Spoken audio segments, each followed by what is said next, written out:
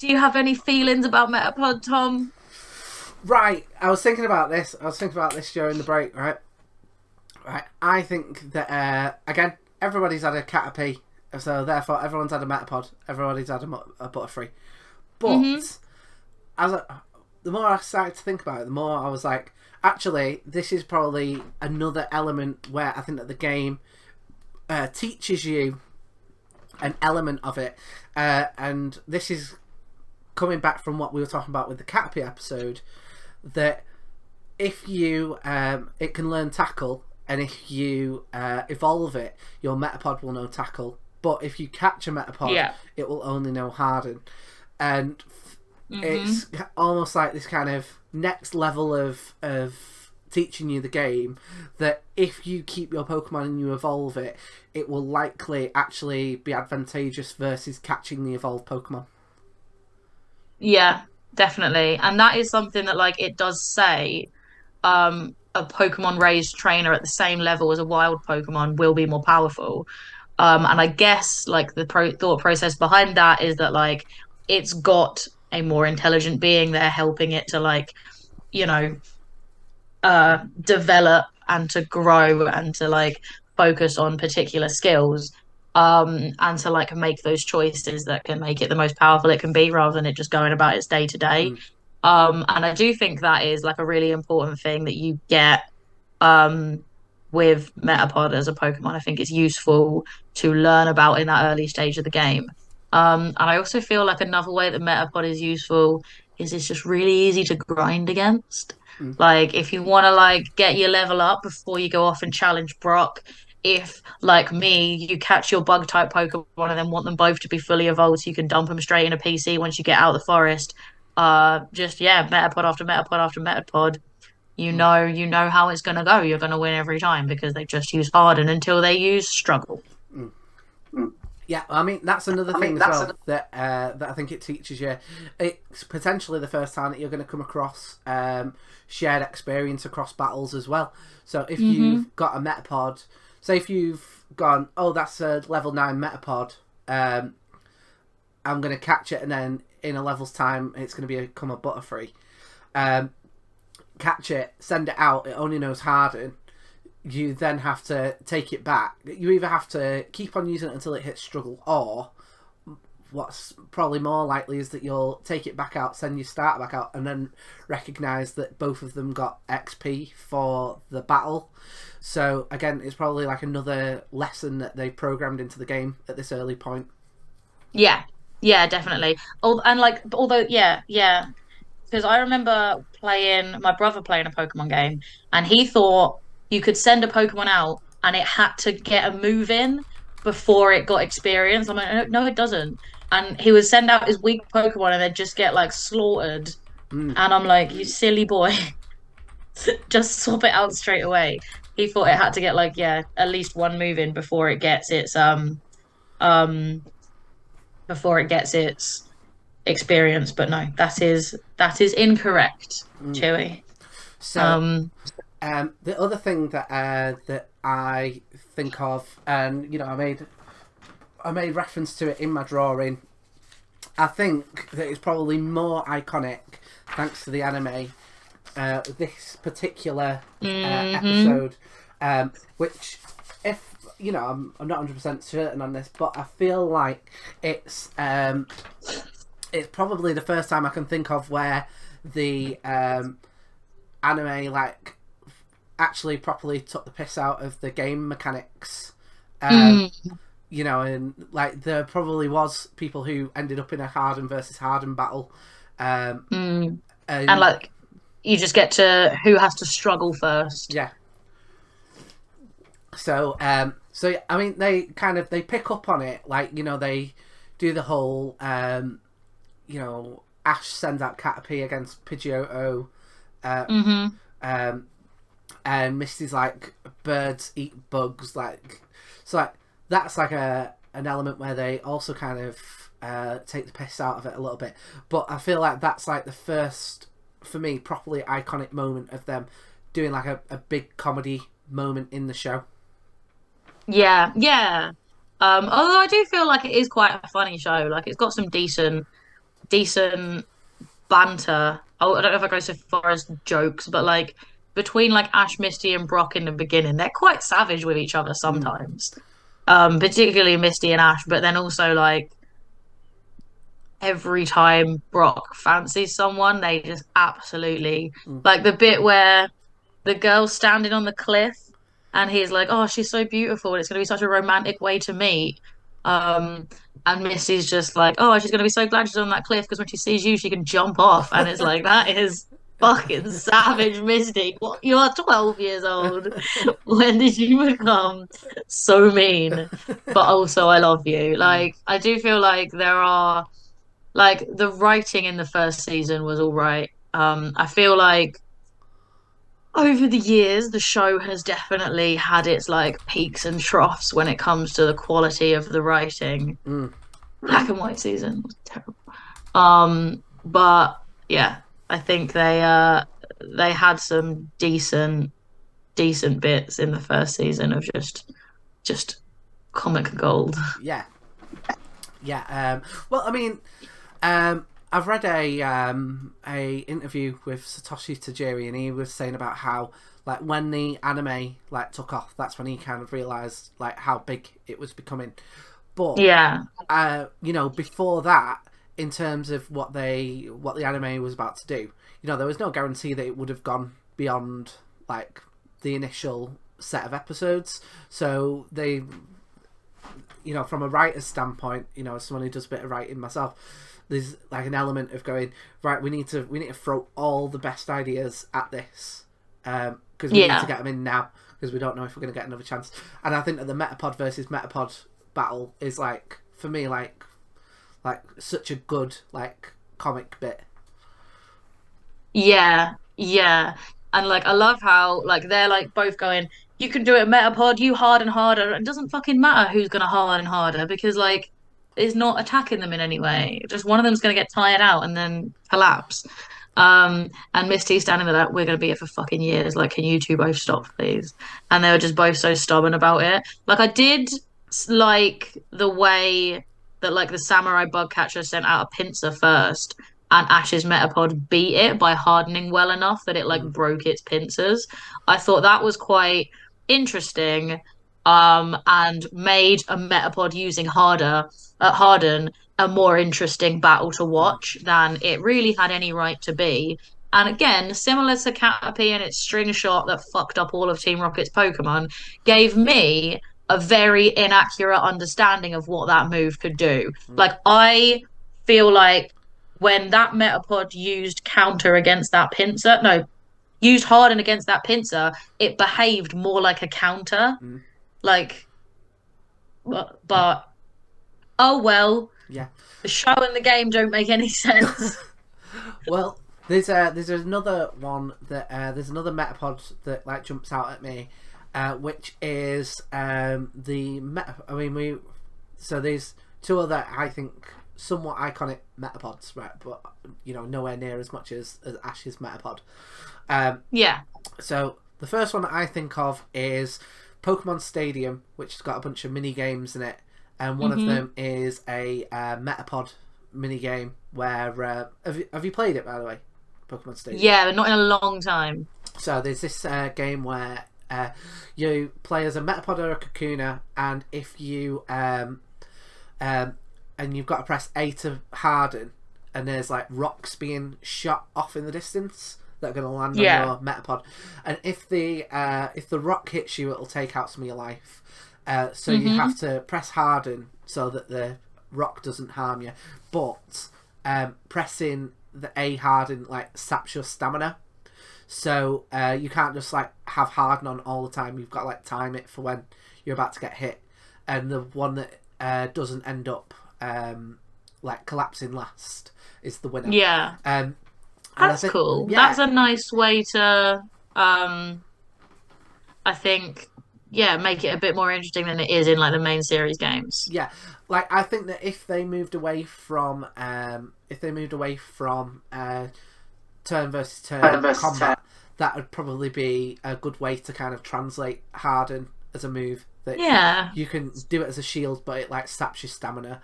Um, But yeah, so that's one of them that jumps out at me, and the other one is from Pokemon Snap, same generation, Mm-hmm. where it where you can throw things at the trees and they like drop out the tree, for you to get like closer images, and then they like back up the string back towards the tree like a spider.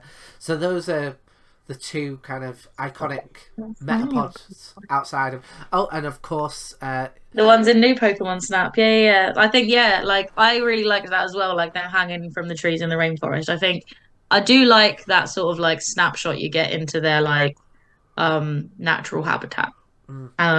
Yeah. is there any other iconic Metapods that jump out at you? Um, if you're familiar with the Johto series, like we were talking about the like you see Metapods using Harden all the fucking time. But the Johto series, Bugsy, the gym leader, his Metapod used Tackle Wow. against Ash's Chikorita and Pikachu. So that I think ties into the games nicely in a way where like it shows you like if you have played the games and you know that you have to evolve your Caterpie into a Metapod for your Metapod to know Tackle, it needs to be a trainer evolved Metapod for it to retain that.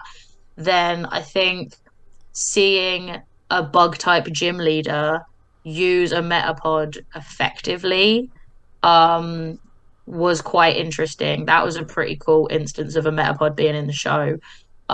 Because it echoes that way of like if you're an accomplished trainer, you can make sure that your Metapod can do more than just Harden. Mm. And like Ash's Metapod didn't, but Bugsy's did. And I think that was quite like, don't get me wrong, their Metapod episodes were like a whole look, well, technically 2 seasons if you count the Orange Islands as a separate season, but like a whole season and a half apart. And but it's like an interesting parallel, Mm. I think. The way that like Ash at the beginning of his Pokemon journey had a pretty useless Metapod because like he didn't know how to properly train it to retain those moves that like we all do when we play the games. Yeah. But Bugsy being a gym leader, being a specialist in that type, did know how to do that. I Mm. think that's pretty cool instance of a Metapod being in the show. Yeah. Oh, I have had a thought, right? Because and I've not finished Pokemon Snap 2.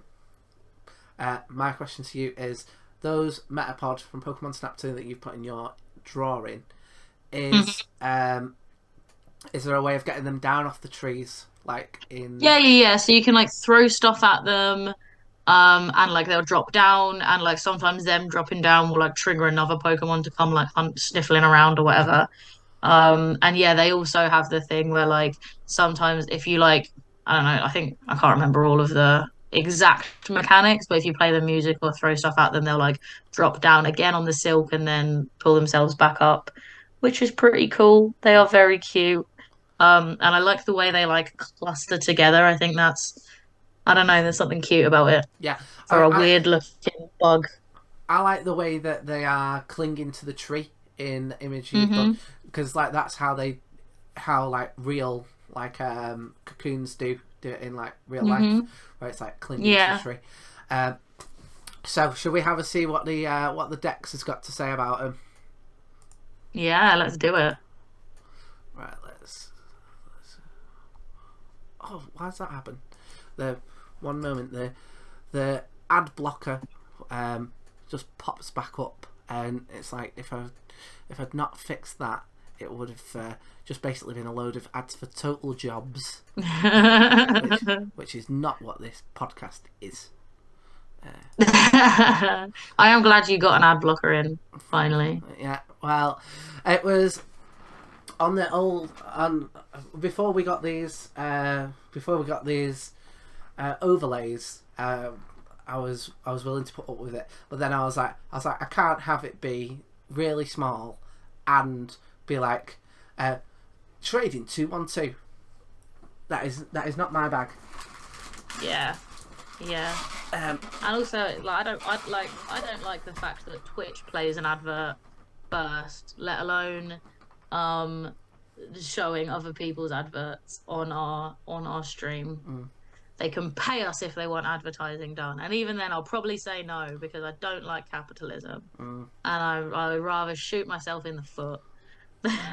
That feels like a good little plug for the Patreon. If you would like to not see Kirsty shoot herself in the foot and get some exclusive content, join the Patreon.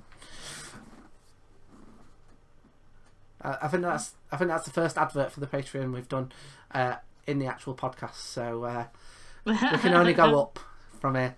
Right, shall we have a look at the Pokédex? Let's do it. Right, so this Pokemon is vulnerable to attack while its shell is soft, exposing its weak and tender body. I feel like that's not a very grammatically good sentence from a professor. How come? Like, it makes perfect sense. Well, maybe I'd misread that, but like, I think for me it's that the shell is soft, and it's like, well, I don't initially imagine the shell being soft. Like, no, that's the thing. Like the shell isn't soft, but like I guess while it's a young, just evolved Metapod that hasn't hardened much yet, it's not like fully formed. And then it needs to, I guess. Yeah, it prepares for evolution by hardening its shell as much as possible to protect its soft body and silver.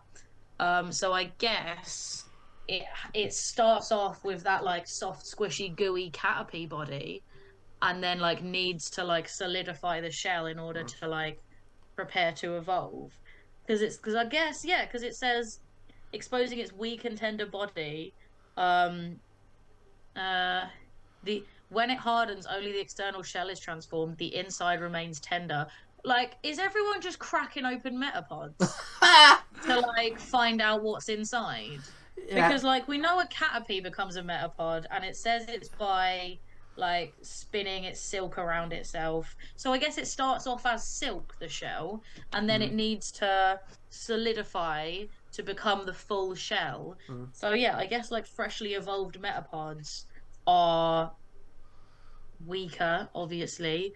They're like softer, they're more vulnerable to attack. But like literally all of these are like a large impact may cause it to pop out of its shell. What does it look like outside of the shell? How do we not see this? Like, is it just because like inside a real cocoon, like the original caterpillar disintegrates into like gloop and then rebuilds itself? Is it like Caterpie soup in there? Yeah. And then it you know when you knock it out of the tree, it like cracks open. Um, yeah, gold inside the shell. It is soft and weak as it prepares to evolve. Um, Prepares for evolution by hardening its shell to protect its soft body. So okay, Crystal says at this stage it can only harden, so remains motionless to avoid attack. Guess. Well, I mean, my understanding of it was that the hardening, you know how in the anime it kind of shoots a string shot up and kind of covers itself in a string shot. That the outside body's kind of made of whatever the silk is from the string shot. Yeah, and then it spends the time hardening the string shot to make sure it's. Yeah. Yeah.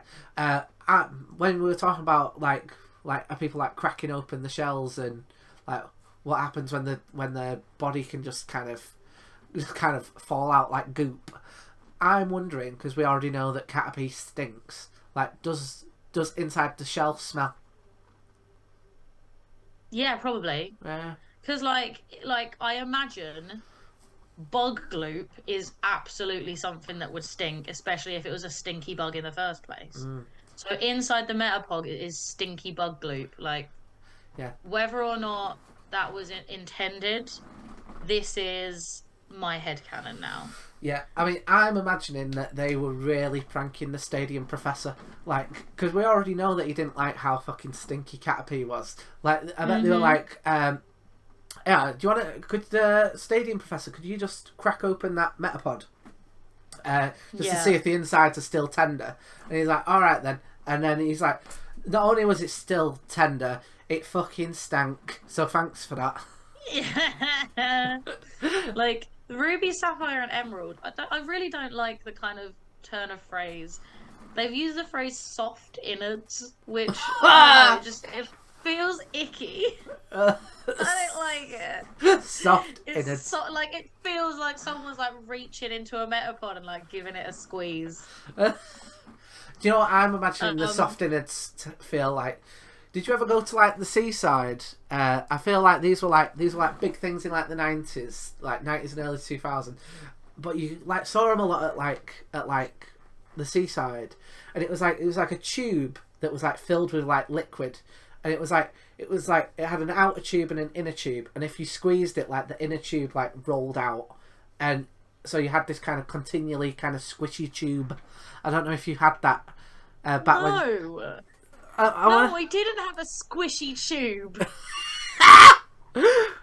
want to see if I can find them dead quick.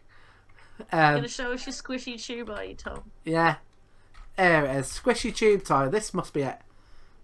There they are. Is that showing them? Is that showing them on the stream? Did you never have these?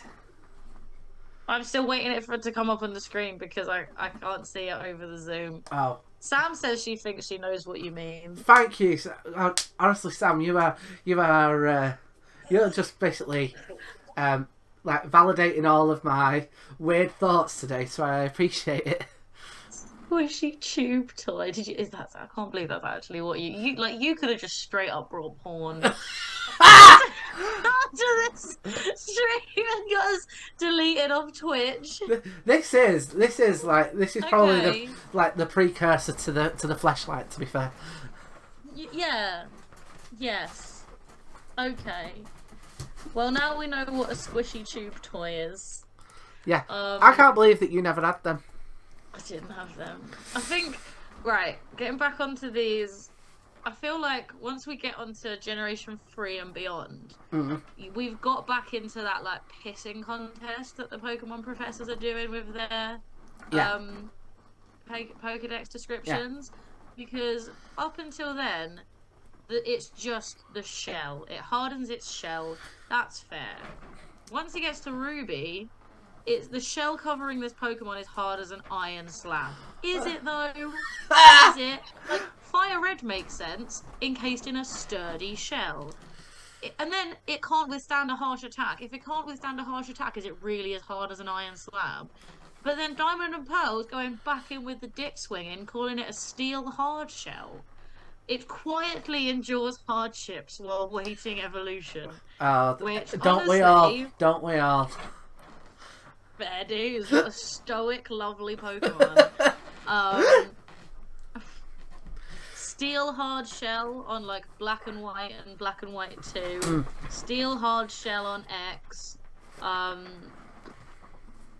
as an iron slab again on Omega Ruby and Alpha Sapphire. I just got to Sun. Oh, go on. And it's straight up gross. So its shell is filled with soft innards. It doesn't move much because of the risk it might carelessly spill its innards out. Oh, it likes the word innard for these Pokedex entries, doesn't it? It likes innards. It does. I like Oh, okay. So we finally understand some of the innards when we get to Ultra Sun. Its shell is filled with a thick liquid. All of the cells throughout its body are being rebuilt in preparation for evolution. So that I guess makes sense because that is how cocoons work. Yeah. I do think. Oh my god. So Ultra Moon, we're back to its spilling out inside. So I guess there's a hole in the top because it says its hard shell doesn't crack a bit, even if Picky Peck pecks at it. But it will tip over, spilling out its insides. Now, that's gross. Like, that is gross. And it also implies that, like, it won't be damaged when it's pecked by bird-type Pokemon, but it will. It has a hole. I guess it's not a complete shell. It's got a gap somewhere, and it will just spill its guts all over the floor. It's gloopy, free-forming cells. Will that kill it? I don't know. But apparently, lots of Pokemon professors have seen cracked open Metapods. Like, do you think there's like way more Caterpies in the world than there are Butterfree because of the amount of like Metapods that don't make it? Yeah, and the amount of Caterpies that we Just found yeah. out got et.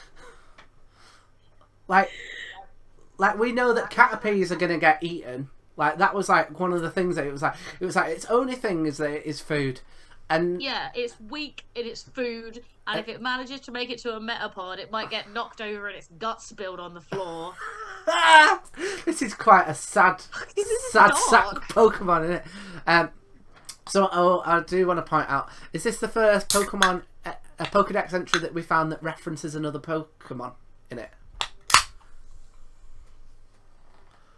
Maybe. Because like my like, is it because it's called Picky Peck that it's like that they went, even if a Picky Peck goes for it, like Yeah. why have you Yeah, made? I mean, they could have had that exact same Pokedex entry in red and blue and been like, even if a Pidgey is pecking at it for hours, or even if a Spearow is pecking at it. I guess that's. I mean, they introduced Picky Peck in that generation, so I guess it's like a cute way of like encouraging people to engage with the newer Pokemon in, later down the line, Yeah, and like looking at relationships between new ones and old ones, yeah, and showing how the world slots together. I think that's quite cute. yeah. I like it. I've also got What I another am question, thinking. right? Go on. Which is right. So if a Picky Peck like pecks a Metapod, right, causes all of its innards to spill out, right, and the Metapod is then not dead, right. When it evolves into like a Butterfree, does that mean that like, But like it's gonna have like like one half with a bit half of a leg melty or something? face. Yeah, like like is it missing part of its? Maybe. Maybe there's just like a secret colony of deformed Butterfree that didn't make it all the way. Like a piggy peck came and fucked it up right before it was about to evolve, and it's like missing an eye. Yeah, like just there, like just a whole group of them like sat round in it, and they're like, "Hi, welcome to um, Butterfree, Anonymous. We're here. We don't judge. Could you say what happened to you? Yeah, well, when I was Metapod, a Pick a Peck got us, and they're like, oh, that happened to Brian as well, and Steve. We've got a lot of sympathy. What about you? Well, the stadium professor was a dick and cracked me open. So here is the thing, right? If a Metapod being knocked over can spill all its insides out, wouldn't that episode have been well different if when Ash's Metapod got stolen by that Butterfree, it had just like spilled it all out onto the ground? Oh, or if during the Metapod versus Metapod, like Misty had just come along and been like, "I'm first season Picked one Misty. of them over. I don't give a shit." Swatting Metapod, and then just all of its guts fell out on the floor. Oh. Yeah, that would have been a very different approach to the storyline, I think. Yeah, and the famous pink Butterfree. Maybe Yeah. it's not meant to be pink. Maybe it's just Maybe got fucked up as a that's- Metapod, and now it doesn't have skin. Yeah, that makes more sense because that is not the color of a shiny Butterfree. Yeah, it's just living in agony with no skin. No skin. Well, I'm sure it's used to it. It doesn't know. Well, I was gonna say it doesn't know any different, but I guess it does. It knew what it was like as a Metapod. Yeah. But yeah, where it had like iron hard shell skin. But I guess. What I'm now imagining Yeah. that Butterfree as. Have you seen RoboCop? Yeah.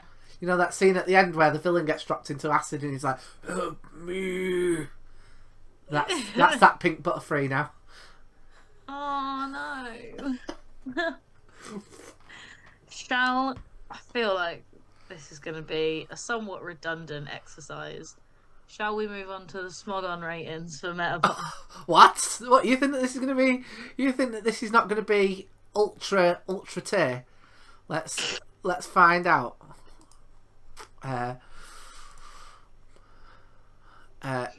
NFE, not frequently summit. What does it stand for? Not fully evolved. Not fully evolved. So, Yeah, well, we know that because it's a cocoon. I would be really worried if it like finished in its cocoon phase and was just like, yeah, I'm done. oh, you'd be Um, annoyed, wouldn't you? um, but I mean, I'm not surprised that it still has shit stats. Yeah. It doesn't do anything. It has no good moves. Um, it. I mean, I feel like its defense should probably be higher. Uh, because that's its point. That's all it does. Is it sits there and withstands horrible attacks until its gloop is ready to emerge. Innards. Innards until its soft, tender innards are ready to no longer be soft, tender Yeah. innards. Like, I mean, you know how like they've done it countless times. It's like Ash's Pokemon don't want to evolve, and he's like, "Yeah, I'm fine with that." I think they would have really struggled to make us sympathise with a Metapod that don't want to evolve. Yeah. Yeah. Like Metapod's entire purpose is to evolve. It is just a stepping stone to a Pokemon that's actually good and isn't just food. Well, should we give our Trubbish rating? Yeah. Okay. So I'm gonna give this, given that we had, given that I gave Caterpie a 5, I'm gonna probably give this one a 3. In that I think that there is room to go lower, but Yeah. it's pretty low. Yeah, I think I'm with you on that one. I think most of like Ash's Metapod's story arc happened as a Caterpie or a Butterfree. And being a Metapod was not amazing, Yeah, and if we're honest. and its most iconic thing is almost taking the piss out of the fact that it can't do anything. Yeah, and now I like it less because it's got gross, squishy insides that spill out if you knock it too hard. Well, yeah, but you got to take that up with the stadium professor. He's the I one. do. He's the one cracking it open. Yeah. I mean, I feel like a lot of the professors have been cracking it open or like setting their picky pecks on it to crack it open and just making a big, gloopy, stinky mess. I mean, my question is, how many pecks would a picky peck peck if a picky peck could peck pecks? Yeah. That's what I thought you were going to say when you started talking about picky pecks. And I was like, oh, that'd be fun. And then you went on to a serious question, so I thought I should engage with that. Yes. Well, Well, distracted. if I didn't have it written down on the stream, I wouldn't have been able to do that. You're welcome.